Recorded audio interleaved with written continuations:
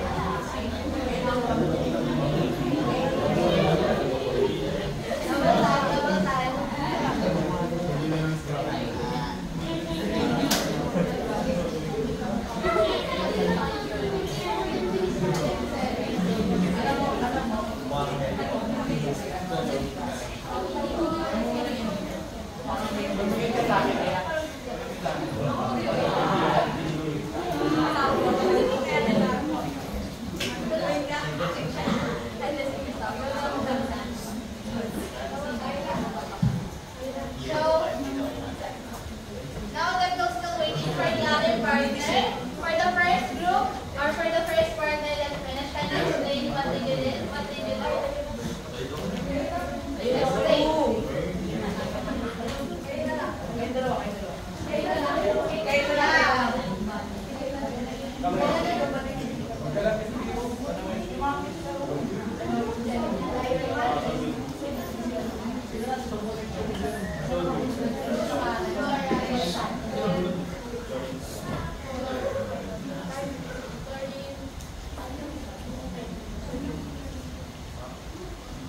dalawa ko na lang sa amin ay sodium sa akin. Listen!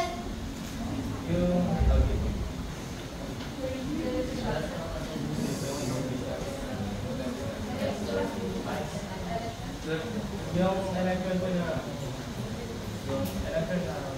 sodium ay isa na po. Tapos yung dito sa transfer ko namin yung Transfer na, di ba? Transfer yung electron ko. Yeah. Dito sa CL. and then Yeah, that is all. So, ano yung name ng compound? That is correct. So, for the next partner, explain.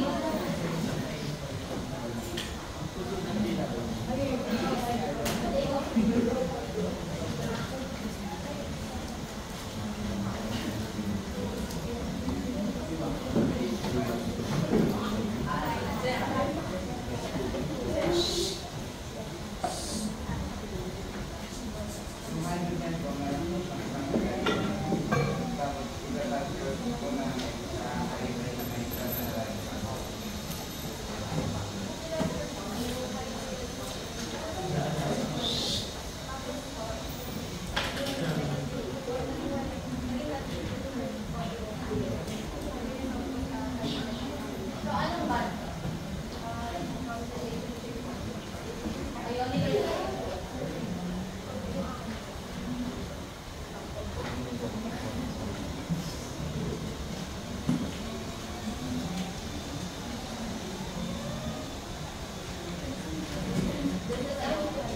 This is ionic. So that is correct. So thank you for the second partner. So kindly give them a success clap. And 1, 2, 3, go. Success.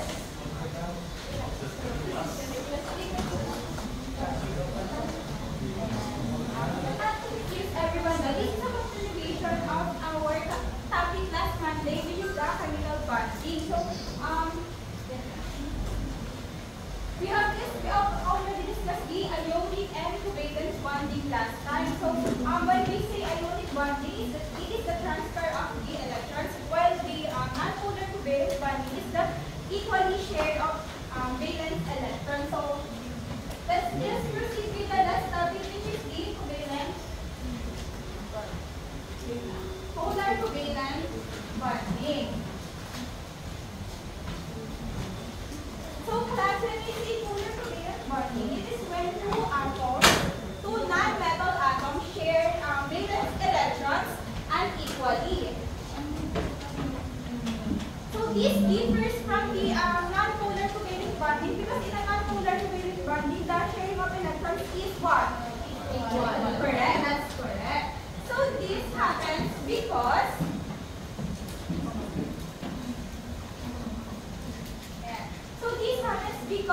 a atom in a polar covalent bonding has a higher electronegativity. So, when we say electronegativity, class, it refers to the ability of an atom.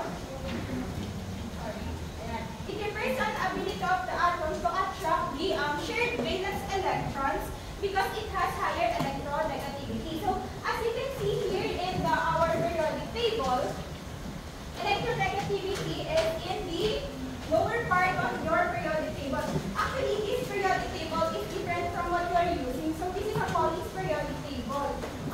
You can see that there will be differences if you use other periodic tables. So, since we're using this, we will be, when we will have our activity later, we will use this as your reference. So, yes, magkaiba po ng electronegativity values. So, we have here also these values, which is the 0 to 0.4. So, when we see 0 to 0.4, it is a non-polar covalent bonding. Kasi when we say non-polar covalent bonding, the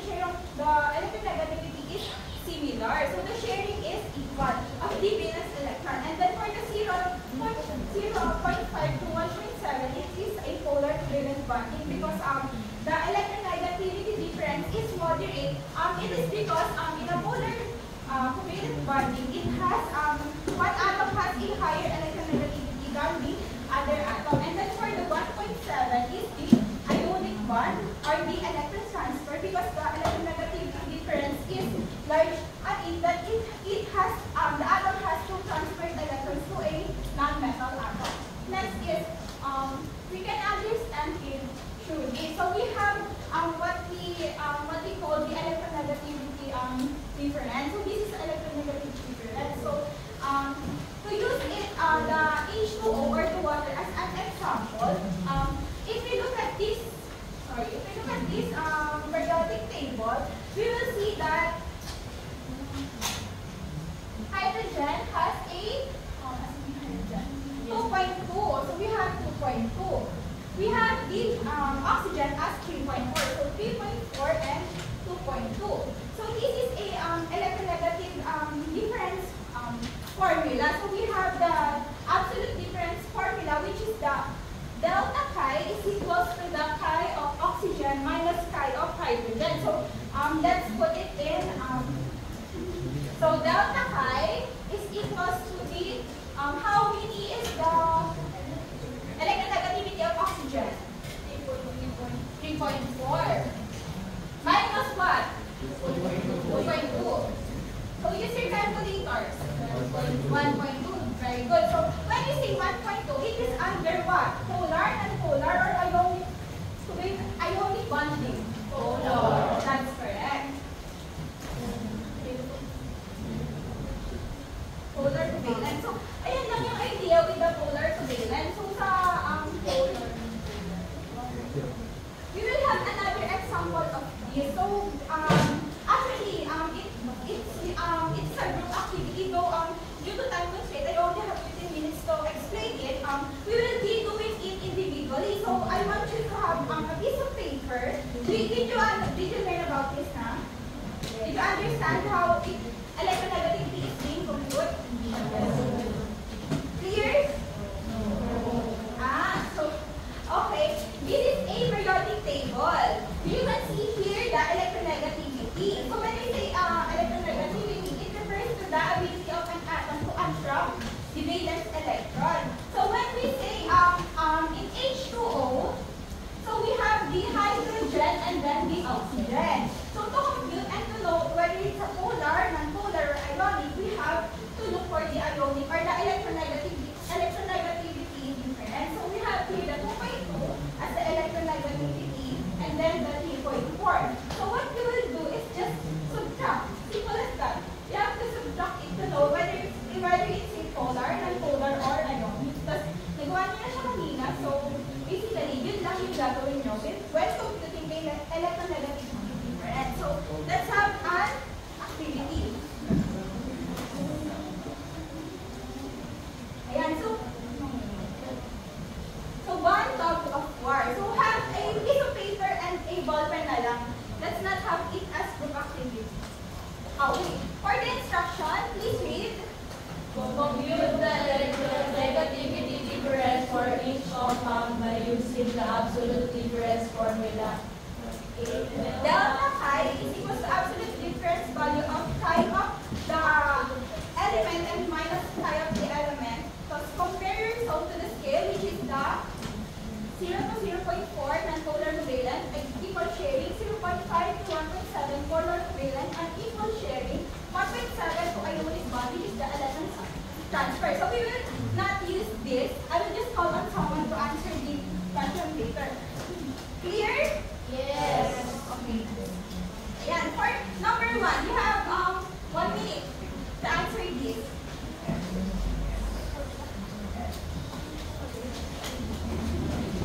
For sulfur dioxide,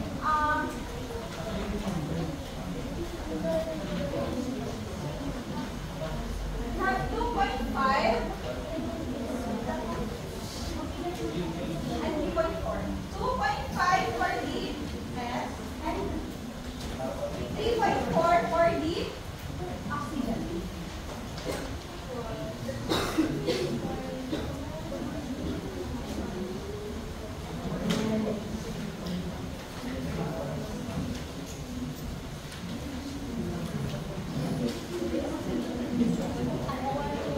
Done? Are you done? Yes. Are you done? Yes. Anyone who wants to answer this? Okay, this is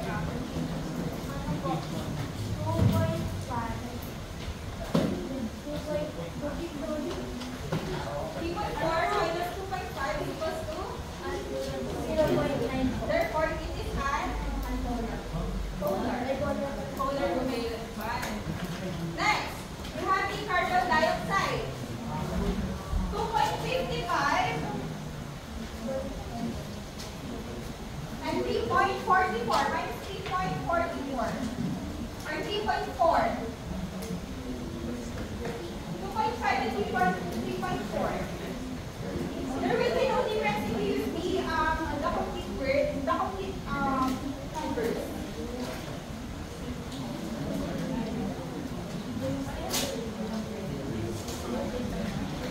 Done? Are you done?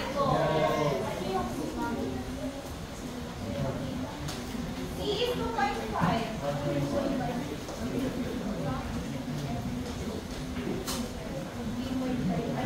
Are you done? Dito, ito sa sumagot. Yes, actually. What is A? 0.9. And it is A. What type of bond? That's correct. So another example.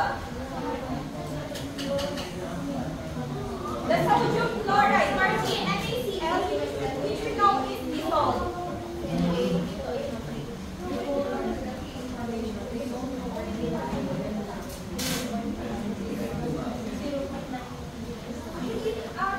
Binibigay ko sa maraming electronegativity since we're using the colonies. Binibigay ko lang po sa harap. So for the NaCl,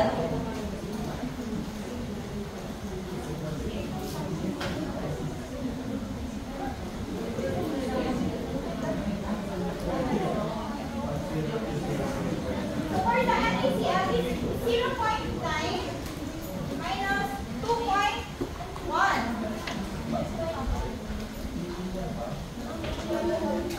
3.1. Sorry, 3.1.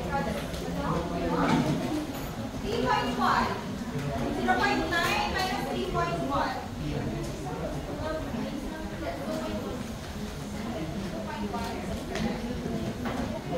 2.2 is positive.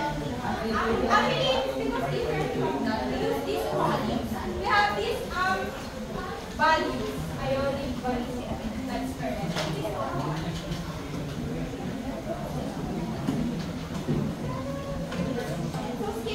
So let's skip on that since you already know how to compute the electronegativity. So let's move on to the physical properties of a nonpolar and polar covalent bond. So this will be just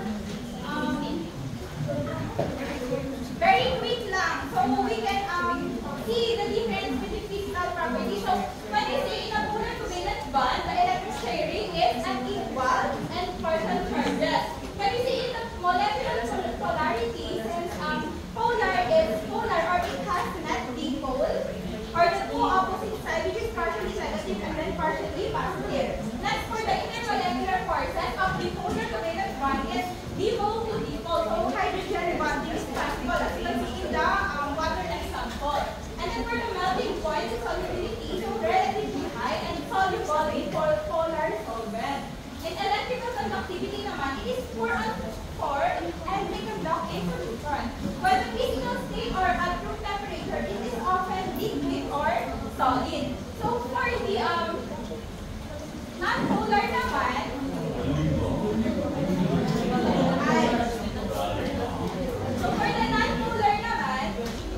is we have equal, for the electron sharing, we have equal or low charges since ang electronegativity nga is very similar. And then for the molecular polarity is non-polar siya. So wala siyang positive or partially positive or partially negative. For the intermolecular forces naman is as non-dispersion forces. So since wala nga movement on that, that's why hindi siya, wala siyang positive or negative sides. For the melting and boiling points naman is relatively low and solubility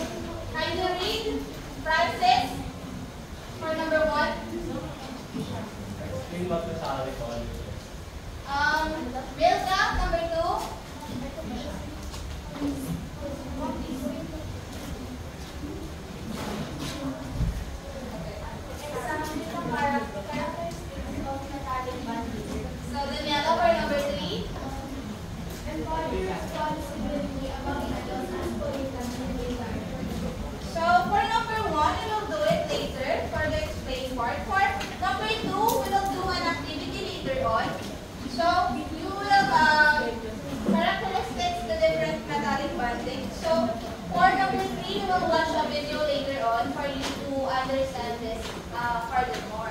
So now I will introduce to you our scoreboard. Natabunan yung aking scoreboard. So we're gonna have our scoreboard. Can anyone see the scoreboard? Yes. So each group gets a good catch. Each group will have 100 points each. It will be added later on sa mga activity natin. So, pero may twist siya. So, each group na di nagpe-pay attention or kahit isang member lang sa inyo that didn't pay attention, we will deduct your points. Is that